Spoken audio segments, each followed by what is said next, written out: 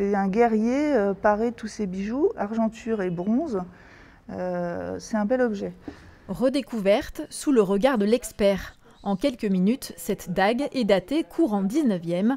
Elle sera mise à prix entre 300 et 500 €. Un prix qui pourrait bien décoller en fonction des enchères. Le vendeur est satisfait. Jusqu'ici, l'objet hérité de son arrière-grand-mère ne possédait qu'une valeur affective. Il y a toujours des attachements à des objets, ne serait-ce qu'un objet bénin même. Voilà, c'est à un moment où il y a un coup de cœur quand on achète ou quand on en hérite, et voilà. Mais il arrive un moment où les maisons sont trop petites, donc il faut prendre des mesures. Prendre des mesures et prendre la mesure de l'histoire et de la valeur de ces objets que l'on a souvent oubliés.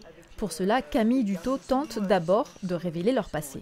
On a l'impression que c'est un plan Michelin, mais c'est pas imprimé, c'est vraiment tracé. Donc vous vous rendez compte, c'est très précis.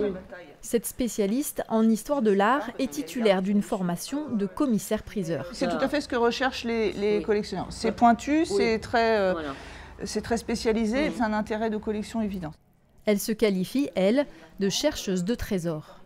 Les gens peuvent avoir une très belle potiche chinoise, mais comme il y a un abat-jour dessus, ils voient qu'une lampe et depuis toujours ils voient une lampe. Ou même à Sanary, dernièrement, je suis allée chez une dame pour toute autre chose et sur la télé elle avait un petit Bouddha et on l'a vendu la semaine dernière, elle a fait 3 700 €.